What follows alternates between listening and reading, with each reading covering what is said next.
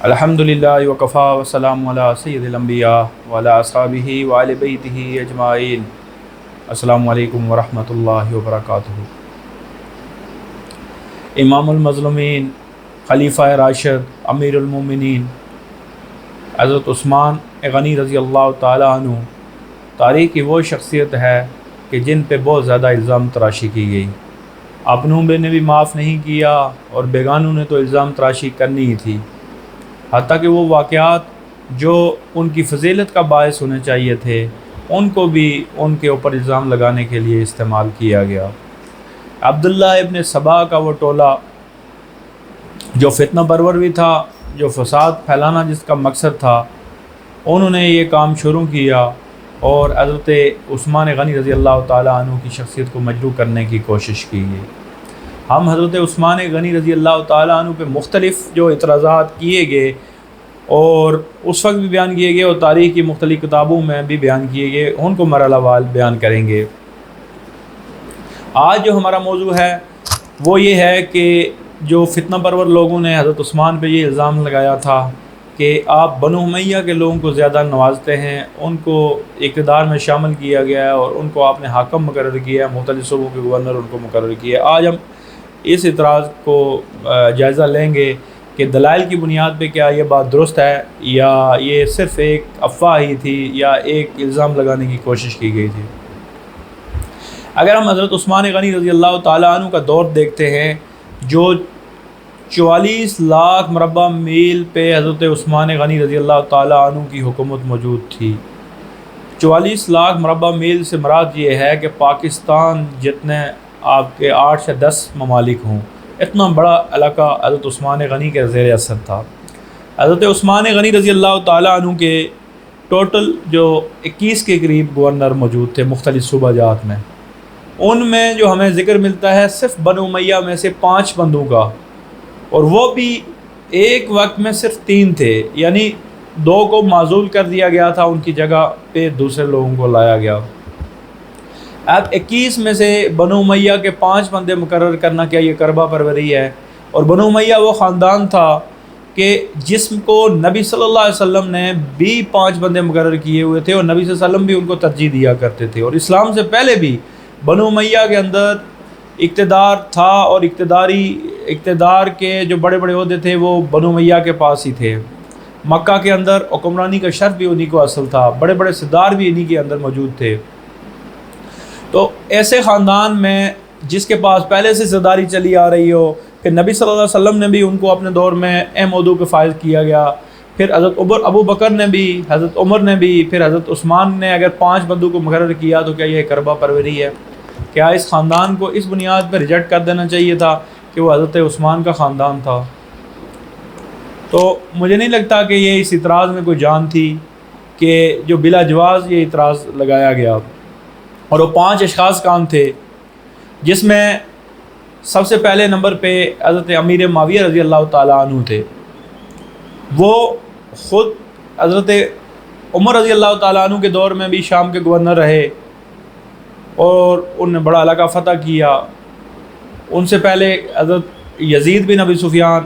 ولید بن ابی سفیان جو امیر معاویہ کے بڑے بھائی تھے، وہ وہاں پہ اقتدار تھا ان کا، اور حضرت ان کی وفات کے بعد حضرت عمر رضی اللہ تعالیٰ عنہ نے حضرت امیر معاویہ کو مقرر کیا۔ اب امیر معاویہ ایک بہترین دماغ تھے، ایک بہترین سیاستدان تھے، نبی صلی اللہ علیہ وسلم نے بھی ان کی ہدایت کے لیے دعا کی، نبی صلی اللہ علیہ وسلم نے ان کے علم میں اضافے کے لیے دعا کی، نبی صلی اللہ علیہ وسلم کے وہ کاتب وحی تھے۔ پھر شام کے علاقے میں ان نے بہترین انتظامی صلاحیتوں کے ساتھ حکومت کی، تو حضرت عثمان نے ان کی صلاحیتوں سے فائدہ اٹھاتے ہوئے ان کو کچھ علاقہ اور بھی ان کے زیر اثر دے دیا۔ اس کے بعد دوسرے نمبر پہ جو ان کے گورنر تھے جن پہ اعتراض کیا جاتا ہے، وہ عبداللہ بن سعد بن ابی سرا تھے۔ ہاں یہ درست ہے کہ یہ مرتد ہو گئے تھے، مسلمہ کذاب کے ساتھ شامل ہو گئے تھے جب اس نے نبوت کا دعویٰ کیا، لیکن بعد میں انہوں نے توبہ کر دی تھی اور نبی صلی اللہ علیہ وسلم کے سامنے حضرت عثمان نے ان کو پیش کیا تھا، اور یہ نبی صلی اللہ علیہ وسلم کے سامنے ہی انہوں نے توبہ قبول کی تھی اور نبی صلی اللہ علیہ وسلم کی توبہ کی تھی۔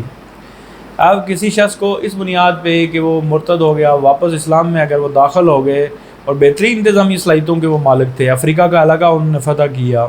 نہ ہی ان کے اوپر اور کوئی اس طرح کا الزام ہے کہ اپنے دور اقتدار میں انہوں نے کوئی غلط کام کیے، ان کو مقرر کیا تھا آپ نے عبداللہ بن سعد بن ابی سرا کو۔ اس کے بعد ولید بن عقبہ، یہ وہ شخصیت ہیں کہ جن کو آپ نے کوفہ کا گورنر بنایا۔ کوفہ میں حضرت عمر رضی اللہ تعالیٰ عنہ کے دور میں مغیرہ بن شعبہ تھے گورنر، حضرت عثمان نے شروع میں سعد بن ابی وقاص کو وہاں کا گورنر مقرر کیا، پھر سعد بن ابی وقاص اور عبداللہ بن مسعود کے درمیان کوئی معاملات کا اختلاف ہوا، لڑائی حد سے زیادہ بڑھ گئی، تو حضرت عثمان نے ان کو معزول کر کے ولید بن عقبہ کو وہاں پہ گورنر بنایا۔ یہ بھی حضرت عثمان کے بنو امیہ میں سے ان کا تعلق تھا، لیکن یہ جس جگہ پہ بنائے گئے تھے وہ کوفہ جو فتنہ کا گڑھ تھا، اور کوفے سے ہی تمام فتنے پروان چڑھے۔ حضرت عثمان کے خلاف جو بغاوت کا آغاز ہوا وہاں سے بھی وہ کوفے سے ہی آغاز ہوا۔ تو کوفہ کے بارے میں یہ کہتے ہیں کہ وہ کسی شخص کو زیادہ دیر تک وہ اقتدار میں قبول نہیں کرتے تھے، وہ اسے جلدی اکتا جاتے تھے اور اس کے خلاف وہ سرگرمیوں میں مصروف ہو جایا کرتے تھے۔ یہاں پہ مغیرہ ابن شعبہ اور سعد بن ابی وقاص جیسے جلیل القدر صحابہ کو بھی انہوں نے معاف نہیں کیا کوفہ والوں نے، تو یہ تو ایک کم درجے کے ان کے مقابلے میں انسان تھے۔ اب ان کے اوپر ایک الزام یہ ہے کہ ان نے شراب نوشی کی، اور شراب نوشی کر کے انہوں نے نماز پڑھائی، جس کے گواہ بھی پیش کیے گئے۔ اور حضرت عثمان کا کردار دیکھیں کہ حضرت عثمان نے اپنے رشتہ دار ہونے کے باوجود جب گواہ پورے ہوئے تو ان پہ حد بھی جاری کی۔ ہاں، ان گواہوں کے اوپر جرح کی جا سکتی ہے کیونکہ کوفہ کے اندر فسادی موجود تھے اور وہ الزام لگاتے تھے۔ انہوں نے گواہ بھی جو مختلف تاریخ کے حوالوں سے ہمیں پتہ چلتا ہے کہ انہوں نے گواہ بھی ارینج کیے تھے اور گواہ بھی پیش کیے تھے، لیکن حضرت عثمان نے ظاہری گواہی پہ عمل کرتے ہوئے ان پہ حد جاری کی۔ لیکن جب کوفہ کا ذکر آئے گا تو ہم خود بہت سمجھ جائیں گے کہ کوفہ کے اندر کس طرح کے فساد پرور لوگ موجود تھے۔ اس کے بعد ان کو معزول بھی کر دیا تھا حضرت عثمان رضی اللہ تعالیٰ عنہ نے، اور ان کی جگہ سعید بن العاص کو مقرر کیا تھا گورنر۔ اور سعید بن عاص رضی اللہ تعالیٰ عنہ، سعید بن العاص جو تھے وہ حضرت عمر کے دور میں بھی مختلف ذمہ داریاں نبھاتے رہے۔ یہ نہیں ہے کہ حضرت عثمان نے صرف ان کو اپنے دور میں اقتدار میں شامل کیا، حضرت عمر کے دور میں بھی یہ وہاں پہ تھے، اور ان کو بھی حضرت عثمان نے اپنے آخری دور میں ان کو بھی معزول کر دیا تھا۔ یعنی اب عملاً طور پر حضرت معاویہ، عبداللہ بن سعد بن ابی سرا اور ایک اور صحابی ہیں جن کا نام عبداللہ ابن عمر ہے، یہ ینگ صحابی تھے، نوجوان شخص تھے، ان کو آپ نے بصرہ میں حاکم مقرر کیا۔ اور یہاں پہ اس سے پہلے یہ فتنہ ور لوگوں نے ابو موسیٰ اشعری پہ الزام لگا کے یہاں سے فارغ کروایا تھا۔ اب فتنہ بصرہ اور کوفہ کے اندر اتنا پھیل چکا تھا کہ ابو موسیٰ اشعری جیسے جلیل القدر صحابی کے خلاف بھی جہاں پہ الزام لگے، وہاں پہ عبداللہ ابن عمر جیسے نوجوان کو کون بخش سکتا تھا؟ اور یہ 3 اشخاص تھے جو بنو امیہ میں سے تھے۔ اب انصاف کے تقاضے کے ساتھ آپ خود غور کریں کہ بنو امیہ جو ایک سرداروں کا خاندان تھا، جس کے اندر نسل در نسل سرداری موجود تھی، اقتدار جن کی سرشت کے اندر موجود تھا، اس خاندان میں سے 3 اشخاص کو 44 لاکھ مربع میل میں حکمران مقرر کرنا، اور باقی خاندانوں کے 16 سے زیادہ لوگ اقتدار پہ موجود ہیں، کیا یہ قربہ پروری ہے؟ کیا اس کو قربہ پروری کہہ سکتے ہیں؟ اس کو کبھی بھی قربہ پروری، ہاں صرف الزام تراشی ہے کہ کسی بندے کے اندر صلاحیت ہے تو وہ بنو امیہ سے تعلق رکھتا ہے تو اس کو اقتدار میں نہ شامل کیا جائے، صرف الزام در الزام کی بات ہے۔ وما علینا الا البلاغ۔